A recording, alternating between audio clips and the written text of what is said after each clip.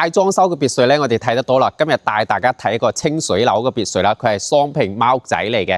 只要咧地上3層半，咁啊360度一個花園啦。呢個後花園加埋咧接近300平方嘅，整個別墅咧可以用嘅面積咧有6000尺到啦。大家可以望下呢個花園啦，種花種菜，假山移池隨你安排嘅，甚至喺呢個後花園咧整翻一個大泳池都可以。咁啊，依家啲外牆咧有少少爆漆啦，後期咧好簡單咁樣重新翻新下佢就 OK 啦，可以做到6、7間房嘅，裡面嘅空間係比較大嘅，有中空客廳啦。側邊呢個位置咧，後期有需要嘅朋友咧睇翻自己點改啦，改翻啲陽光房啊，或者搞埋其他嘢都 OK 嘅。咁喺後邊個位置咧就係我哋呢座別墅入門口個位置啦。我哋行一側花園，再從我哋門口入嚟，側花園過嚟呢邊咧，後期就睇翻自己點樣安排啦。有啲護欄，到時嗰啲護欄啊唔啱嘅情況下，自己可以做翻一啲實牆嘅護欄都 OK 嘅。離鄰居咧都有少部分已經裝修噶啦，有啲業主咧係做翻啲實牆水泥嘅護欄啦，相對嚟講做完之後咧隱私性會更加好嘅。窗戶啊各方面咧後期重新翻新下 OK 噶啦。大家可以從我哋視頻裡面啦望下對面啲別墅咧，全部已經裝修好晒，裝埋咗護欄嘅。後期咧你都可以咁樣做翻一啲鐵閘門，一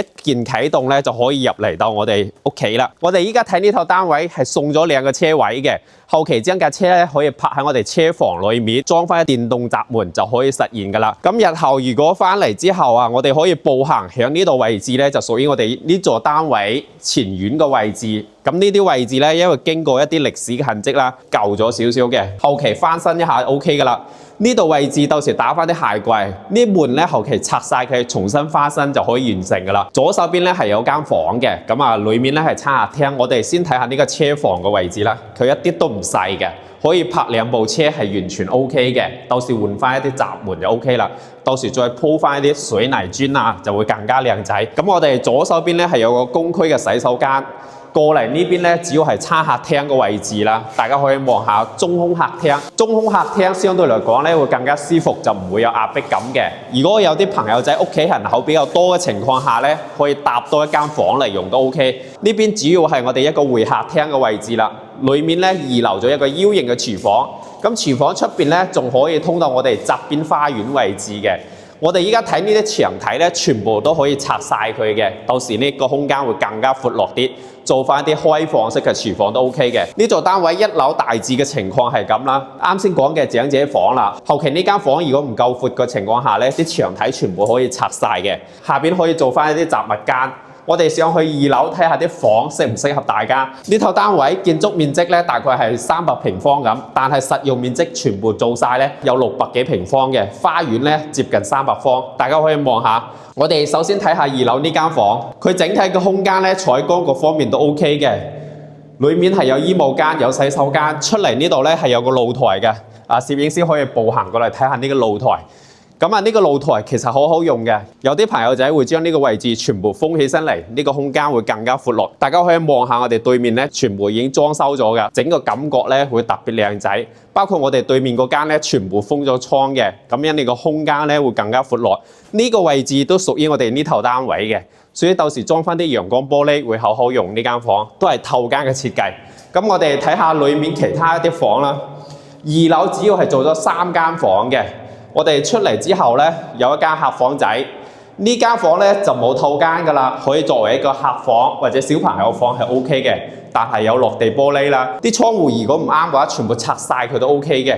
過嚟之後咧，都係一間套間，可以作為一個大套房嚟用都 OK 嘅。呢啲單位到時將啲牆啊重新油佢，鋪翻啲地磚，基本上就可以用噶啦。呢個露台咧可以直接望住我哋後花園呢個位置啦。咁啊，整體嘅樓間距各方面都比較闊嘅。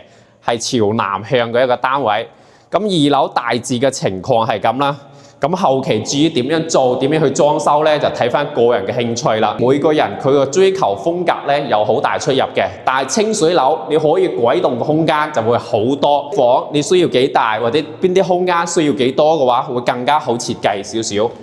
呢度就係我哋步梯上嚟啦。通常會有啲朋友仔會問。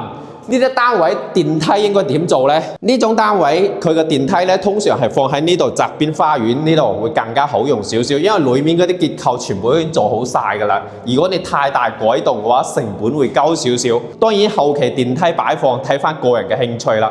我哋先睇右手邊呢個位置。佢係一個露台嚟嘅。有需要嘅朋友，呢個可以改翻一個陽光房嚟用都 OK 嘅。如果唔改嘅情況下咧，你可以喺呢個露台啊種花啊、飲嘢啊、睇下星星日出日落啊，係好舒服嘅。咁隔離鄰舍咧係搭咗一啲陽光房，亦有冇搭嘅。後期咧就睇翻自己點安排啦。因為我哋呢邊嘅別墅區咧係早期嘅一個別墅建口噶啦，所以我哋睇到啲石墩啊，全部已經爛晒噶啦。到時好簡單，全部揼晒佢，鋪翻一啲水泥鋼筋啊，或者油翻啲油啊，基本上就可以實現啦。咁我哋睇埋啲房，俾到大家作為參考。過嚟之後咧，都係同我哋2樓嗰間房係一模一樣嘅，可以做一個客房、小朋友房，啲窗戶咧全部有齊晒噶啦。其實我哋呢一層咧可以做到4間房嘅，啱先嗰個露台一間，呢度一間。主人房，然後側邊呢度仲有個露台嘅。呢個露台如果你改咗之後咧，都可以作為一個陽光房啊，或者其他用途。當然種花種菜都 OK 嘅。過嚟之後咧就係我哋主人房啦。主人房個空間好闊落，大家可以望下，佢係尖頂嘅。有需要嘅朋友仲可以喺上邊咧搭一個閣樓仔都 OK 嘅。有沖涼房啦，擺滿晒衣櫃，放個大床足夠嘅。咁呢度就係露台啦，呢個露台都一啲都唔細噶啦，都係望我哋啱先花園個方向，呢個係朝南嘅，可以睇下啲山景啦、園林景啦。咁呢度咧就可以到時封翻啲玻璃，睇翻自己有冇呢個需求啦。咁啊對面咧啲業主都已經裝修入住噶啦。喺同片區裏面有好多個單位可以俾到大家參考。咁啱先呢套雙拼別墅咧，我哋基本上睇完啦。只要咧地上3層嘅，可以做到6、7間房啦。後期睇翻自己點用啦。360度一個花園嚟嘅，咁有2個車房。相對嚟講，我哋依家睇呢套單位，佢個採光各方面咧會更加靚仔。清水樓嘅好處就係你想點樣改、點樣設計，隨你安排，比較舒服咯。即係你要幾多空間，隨你揀。玻璃護欄咧，後期全部自己拆晒佢，換翻一啲新式少少就 OK 噶啦。係我哋感受海灣城早期一啲別墅嚟嘅，所以佢價錢咧比較平啦。依家300零萬就可以立低一間啦。咁如果中意一啲細間嘅話，100零200萬都有嘅。因為我哋依家睇嘅係大雙拼，所以佢係300零萬嘅。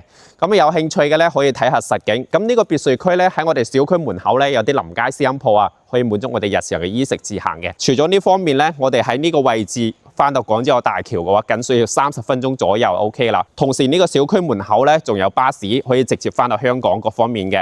咁喺呢個位置咧，我哋通常如果翻深圳嘅話，僅需要30、40分鐘就 OK 噶啦。如果又想喺大灣區揾個平平地嘅別墅仔玩下，又有大花園嘅，大家可以望下我哋中山呢邊嘅別墅啦。我哋啱先睇呢間咧，只係我哋日常其中一個單位嚟嘅，喺同片區都有啲大大細細個盤可以俾到大家參考嘅。如果我有想喺呢邊置業嘅，方便留言俾我，我哋安排一啲盤俾你參考，亦可以睇實景嘅。方便咧俾翻個 like 關注下我哋啦，非常感謝大家，唔該晒。